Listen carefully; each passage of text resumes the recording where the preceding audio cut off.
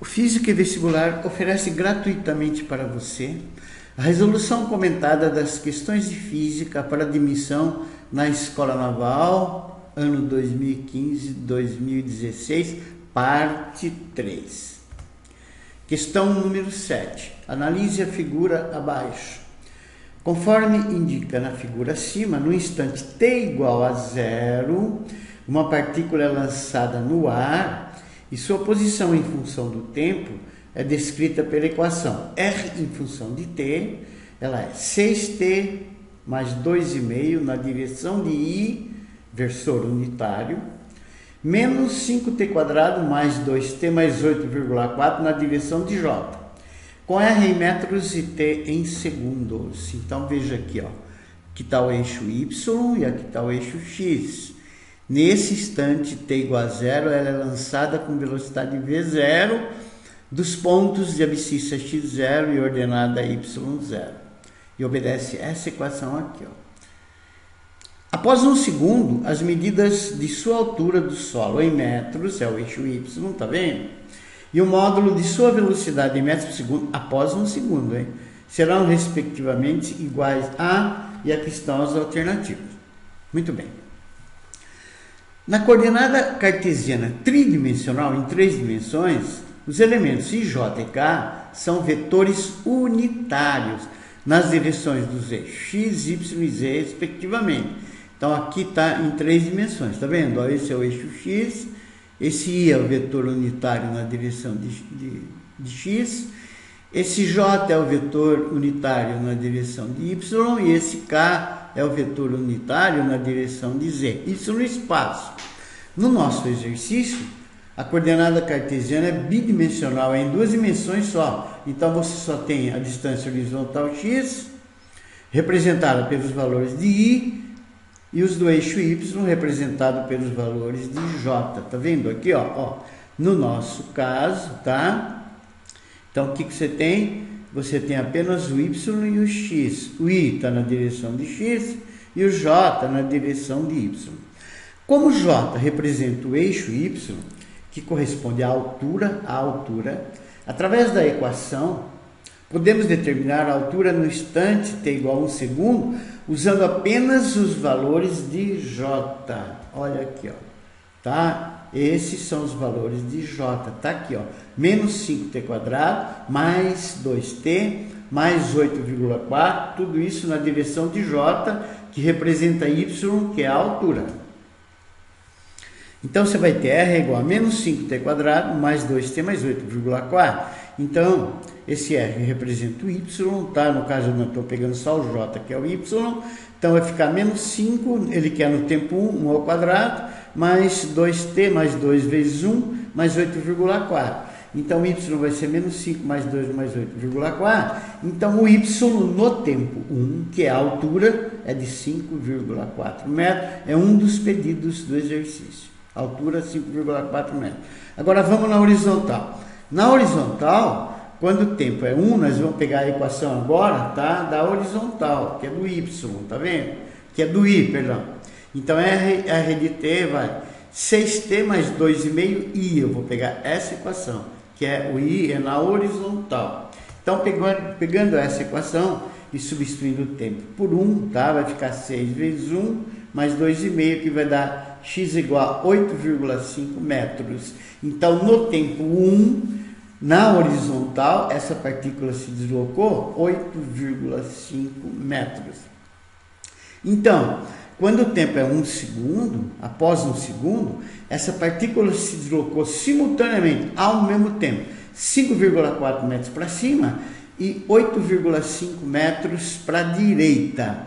Então, para eu descobrir o deslocamento real dela, tá? Basta você aplicar Pitágoras, que é um triângulo retângulo que você tem um cateto 5,4 e outro cateto 8,5. Então, você aplica Pitágoras, você vai ter que d² vai ser 5,4² mais 8,5 ao quadrado, que vai dar 29,16 mais 72,25. O d vai ser raiz quadrada de 101 10,41, aproximadamente 10,07, que eu arredondei para 10 metros. Então, no tempo 1, essa partícula se deslocou 10 metros e a velocidade dela, que é pedida, vai ser d sobre t, deslocamento 10, e o tempo que ele demorou para deslocar o 10 é 1, então ele vai ter uma velocidade aproximadamente de 10 metros por segundo, e a alternativa correta é a alternativa E. Oitava questão. Analise a figura abaixo. Uma casca esférica metálica fina, isolada, de raio 4 centímetros, 0,04 metros, e carga Q, produz um potencial elétrico de 10 volts no ponto P, distante 156 centímetros, 1,56 metros, da superfície da casca. Então, o que você tem? Você tem essa casca esférica, ela está carregada com carga Q e ela tem um raio R. Num ponto P distante 156 centímetros, 1,56 metros aqui, o potencial aqui, isso é dado, é 10 volts. Suponha agora que o raio da casca, então ela pegou, foi alterado por um valor 4 vezes menor. Então diminuiu o tamanho da casca, tá? E o raio ficou 4 vezes menor. Então, com esse raio 4 vezes menor, ou seja, nessa nova configuração, ele quer ADVP, a tensão, a voltagem entre o centro da casca e o ponto P, o mesmo ponto P, distante 156 centímetros, tá? Da superfície da casca. Será? E aqui estão as alternativas.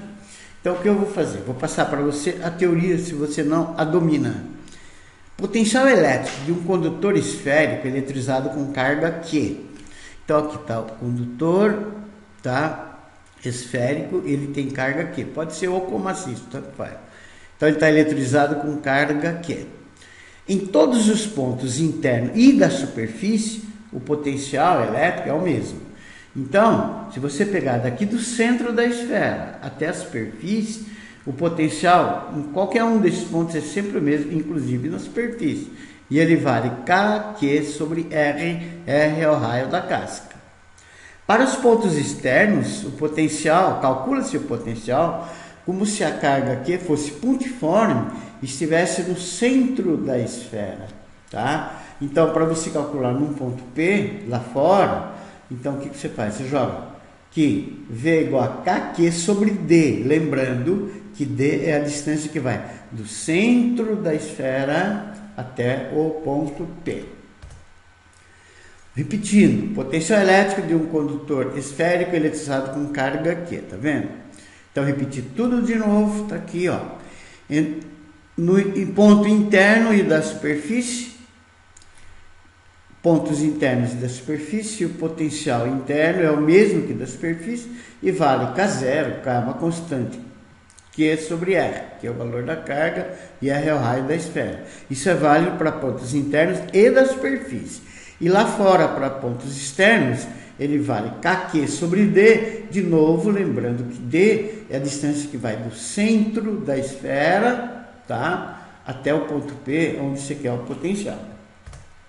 Muito bem, vamos no nosso exercício. Primeiro, nós vamos calcular o módulo da carga Q, que no caso nós vamos calcular já direto o Kq, tá?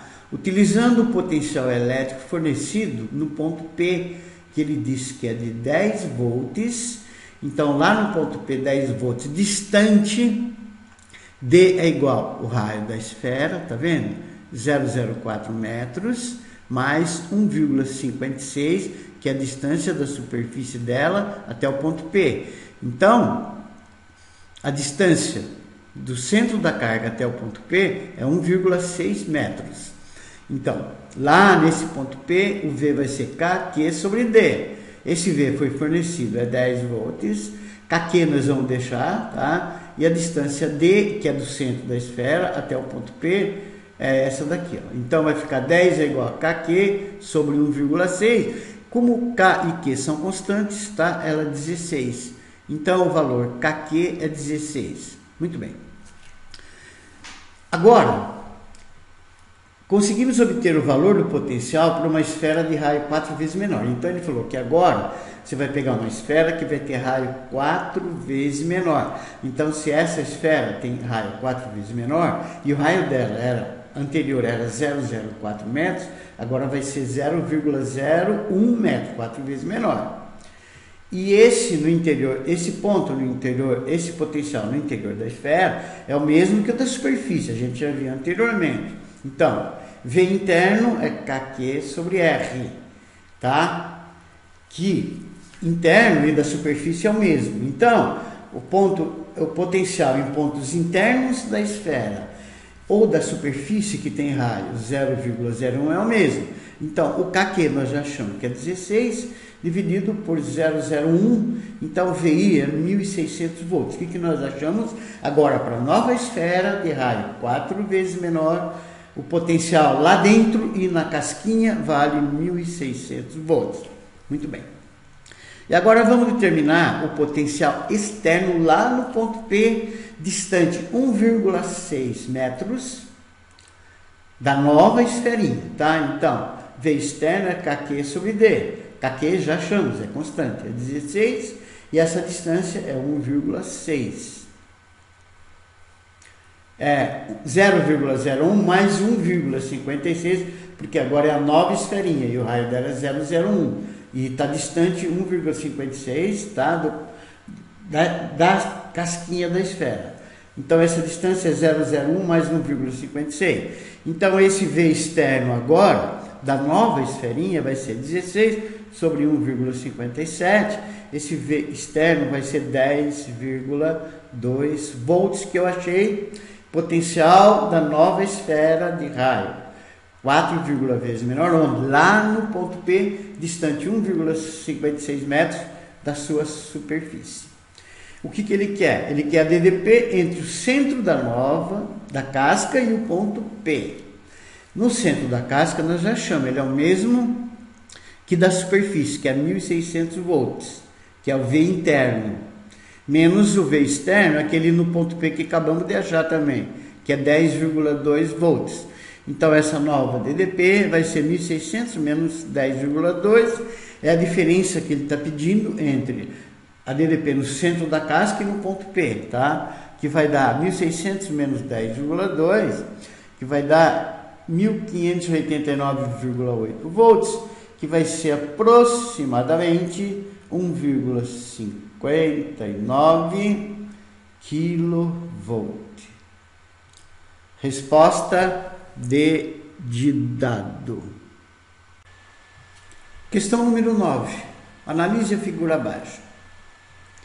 Um instrumento denominado amperímetro de alicate é capaz de medir a corrente elétrica em um ou mais condutores, apenas os envolvendo com suas garras.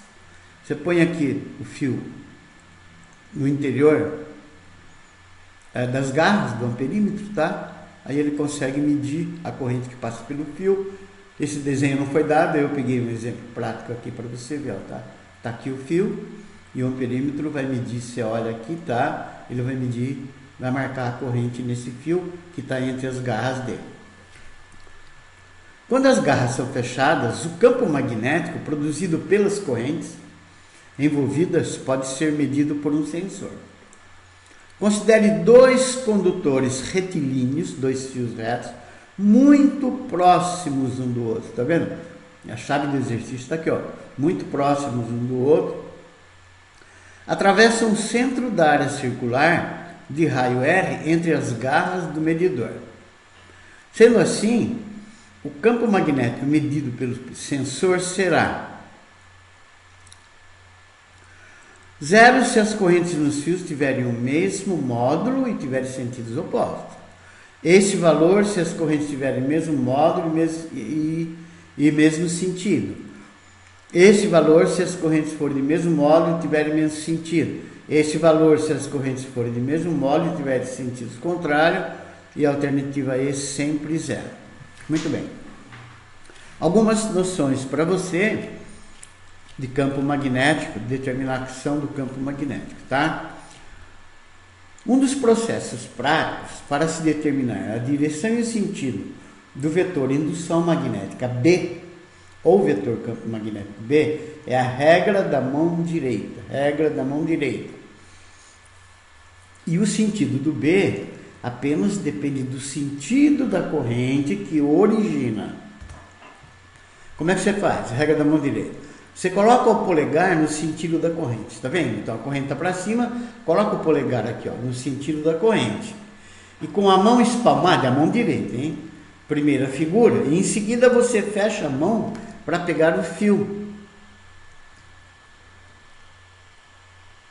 Tá? Em seguida você fecha a mão para pegar o fio. Segunda figura, e o sentido da fechada da mão é o sentido do B, terceira figura, tá vendo? Polegar no sentido da corrente, tá aqui, ó. Aí você vai fechar a mão, o sentido da fechada da mão, tá vendo? É o sentido do B, que são linhas circulares, e no sentido da fechada da mão, tá vendo? Quando você fechou a mão, ela deu a volta lá por trás, você fecha a mão no sentido de pegar o fio, deu a volta lá por trás, tá saindo aqui, tá vendo? B tangente lá atrás, tá saindo aqui do lado esquerdo, tá tangente aqui na sua frente, e tá entrando aqui do lado direito. Esse é o sentido do campo magnético gerado por essa corrente I aqui, cuja intensidade ela é maior quanto mais próximo for o B estiver distante do fio, tá? Então, menor raio, maior é o valor do B. Mas a direção e o sentido é fornecido pela regra da mão direita. Então, guardem bem essa regra, você vai utilizar ela na resolução do exercício. Então, observe na terceira figura que o B é sempre tangente à linha de indução em cada ponto, tá vendo? Então aqui na frente o B está para a direita, aqui o B está entrando, tangente, lá tangente para a esquerda e aqui saindo da folha, tá?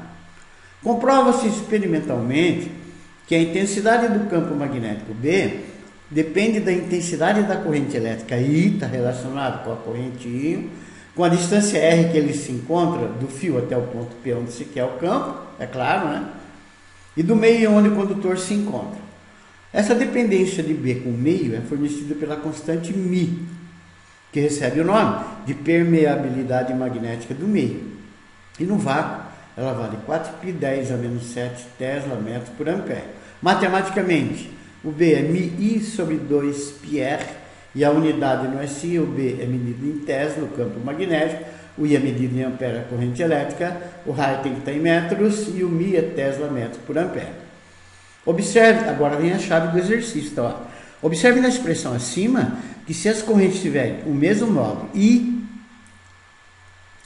os campos magnéticos originados por cada fio terão o mesmo módulo B, desde que eles estejam à mesma distância, tá vendo? Se a distância é o mesmo, se o I é o mesmo, o resto é tudo constante. Então, no caso do nosso exercício, tá? O I tem o mesmo módulo. Então, os campos magnéticos terão o mesmo módulo. Como o módulo do campo magnético é o mesmo, nós vamos agora, muita atenção aqui, jogar a regra da mão direita em cada fio, com as correntes tendo sentidos contrários, que eu já adaptei para a resolução, tá? Então eu botei os dois fios bem próximos um do outro e as correntes em sentido contrário. Então, o que você faz? Regra da mão direita, põe aqui o polegar no sentido da corrente com a regra da mão direita no fio 1, tá vendo? Quando você põe o polegar e fecha a mão no sentido de pegar o fio, tá? O B1 está saindo aqui e o B1 vai estar entrando aqui. E se você jogar a regra da mão direita no fio 2, corrente para a esquerda, polegar no sentido da corrente, no sentido de fechar a mão, você vai ver que na parte de cima o B2, o campo magnético, está entrando e na parte de baixo ele está saindo. Como esses fios estão bem próximos e os is têm a mesma intensidade, então esses campos magnéticos em cima e embaixo têm a mesma intensidade, mesma direção, mas sentido contrário, um entrando, o outro saindo. Como o módulo é o mesmo, eles se anulam e o campo magnético medido pelo sensor do alicate em um perímetro, ele vai marcar 0 e a alternativa correta é a alternativa A. 10ª questão. Versa sobre estática de um corpo extenso, equilíbrio de um corpo extenso. Analise a figura abaixo. Na figura acima, uma força horizontal de módulo numericamente igual a 18 vezes a altura H de seu ponto de aplicação. Tá? Então, essa é a força F horizontal. O enunciado diz que ela vale 8 vezes essa altura H. Tá vendo? Daqui até aqui, ó. Essa é a altura H aqui, ó. Do zero até aqui. Então, ela vale 18 vezes a altura H do seu ponto de aplicação, que é aqui embaixo, tá? Essa força atua sobre uma viga vertical, tá na vertical, homogênea, presa a uma dobradiça na extremidade inferior, tá vendo? Essa viga tá na vertical, ela é homogênea, então ela tá presa a uma dobradiça que tá aqui na sua parte de baixo, na extremidade inferior.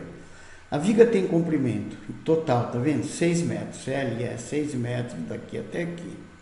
E é mantida na posição por um cabo horizontal na extremidade superior. Então, você tem um cabo, tá? E esse cabo, como ela está sendo empurrada com F para lá, o único jeito dela ficar na vertical é esse cabo tá aplicando uma força nela para a esquerda, mantendo ela na vertical. Então, ela é mantida na posição por um cabo horizontal na extremidade superior. Sabendo que a tração máxima suportada pelo cabo horizontal é de 18 newtons, então a tração máxima aqui, ó, cuidado, é a máxima, tá? 18 newtons. Ele quer o valor máximo da componente horizontal da força exercida pela dobradiça sobre a viga. O valor máximo da componente horizontal da força exercida pela dobradiça sobre a viga, tá? Então, a dobradiça vai aplicar na viga uma força para a esquerda, porque essa barra tende a empurrar a dobradiça para a direita. Então, a dobradiça vai empurrar na viga aqui embaixo uma força para a esquerda, que é a componente horizontal pedida pelo nosso exercício. Muito bem. De novo, se você não domina a teoria, vai aqui algumas informações. Define-se momento ou torque de uma força de intensidade F aplicada num ponto P de uma barra que pode girar livremente em torno de um ponto O, denominado polo. Esse torque, esse momento, ele é o produto da intensidade da força F pela distância do ponto de aplicação da força até o ponto O. Essa distância é denominado braço da força. Então, o momento da força é mais ou menos F vezes D. F é o valor da força aplicada na barra, O é o polo, e D é a distância que vai do polo até a força D, até a força F. O sinal da força pode ser negativo ou positivo. Por convenção, vamos nós estabelecer que o sentido horário é como positivo e o anti-horário como negativo. Só um exemplozinho. Observe nas figuras que o momento M é o mesmo nas situações 1 e 2, tá vendo? Situação 1, distância D, situação 2, distância 2D. Que o momento é o mesmo, mas que a situação 2 é mais conveniente, pois ela exige uma força menor para girar o parafuso, tá? Então, veja bem, o momento é F vezes D, e se eu multiplicar F sobre 2 por 2D, também vai dar F vezes D. O momento aqui é o mesmo que aqui, só que é muito mais fácil você girar o parafuso nessa situação 2. Então, aqui vem condições importantes para a resolução do nosso exercício, que são condições de equilíbrio de um corpo extenso. São duas as condições para que um corpo extenso, rígido, esteja em equilíbrio. Primeiro, equilíbrio de translação. A resultante do sistema de força deve ser nula na translação. E equilíbrio de rotação, a soma algébrica dos momentos das forças que agem sobre o sistema em relação ao polo deve ser nula. Aí você resolve o sistema composto pelas duas equações acima, você vai chegar à resolução do exercício, como a gente vai ver a seguir. No caso do nosso exercício, nós vamos colocar o polo, o eixo de rotação, na dobradiça em O aqui embaixo, tá? Então, nós vamos colocar o polo aqui, ó, o eixo de rotação aqui.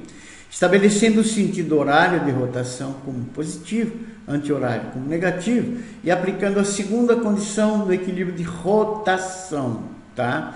Então é claro que as forças estão aqui. Aqui está a tração máxima, a força F aplicada aqui na altura H, tá? E o F', que é a força que a dobradiça aplica na viga para a esquerda. Então na viga eu tenho T, o F e o F', tá? E o F' é o que é pedido, é a força horizontal na viga aplicada pela dobradiça. Então o polo vai estar aqui embaixo. Então vamos calcular o momento de cada força em relação ao polo aqui embaixo. Então, momento da tração T, quem é? Primeiro, é negativo, porque a tração T, ela tende a fazer essa barra girar no sentido anti-horário em torno do polo O, tá vendo? Então é menos o T, que é a força, vezes a distância dela até o polo, que no caso é 6 metros. Agora, momento da força F, desta aqui, olha nela.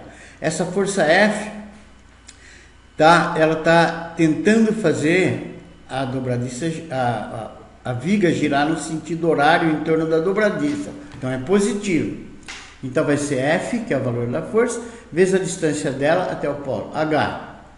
E por último, o momento da força F', eu botei D aqui, mas é F', tá? Do F' é o F', vezes a distância dela ao polo. Mas acontece que a distância dela ao polo é 0. Então vai ser F' vezes 0, que vai dar 0, tá? Então, tudo isso é igual a 0. Então, substituindo o T é 12, foi fornecida a tração máxima, então vai ficar menos 12 vezes 6, mas, veja bem, o enunciado forneceu que o F é 18H, tá vendo? Isso é fornecido pelo enunciado. Então, no lugar do F eu botei 18H, ainda sobrou esse H aqui, mas isso aqui é 0, então isso aqui é igual a 0. Então vai ficar menos 72 mais 18, H ao quadrado igual a 0, 18H ao quadrado é 72, H ao quadrado é 4, então H vale 2. Então eu descobri essa distância aqui, ó, H, que é 2 metros. Acontece que o enunciado forneceu que o F é 18H, portanto essa força F tem módulo 18 vezes 2 de 36 newtons. Essa força F vale 36 newtons. Muito bem. Agora o que nós vamos fazer? Nós vamos aplicar a primeira condição, que é equilíbrio de translação. O que diz o equilíbrio de translação? Que ela não pode ir nem para a direita nem para a esquerda. E para que isso aconteça, as duas forças para a esquerda, T e o F', tem que anular o F. Então, T mais F' tem que ser igual a F. Mas o T é fornecido, a tração máxima lá em cima, 12. O F' nós não temos, mas o F nós acabamos de achar, é 36. Então, o F' vai ser 36 menos 12. Portanto, o F' pedido, que é a força horizontal que a dobradiça aplica na viga, tá? Vale 24 newtons. E a alternativa correta é a alternativa C.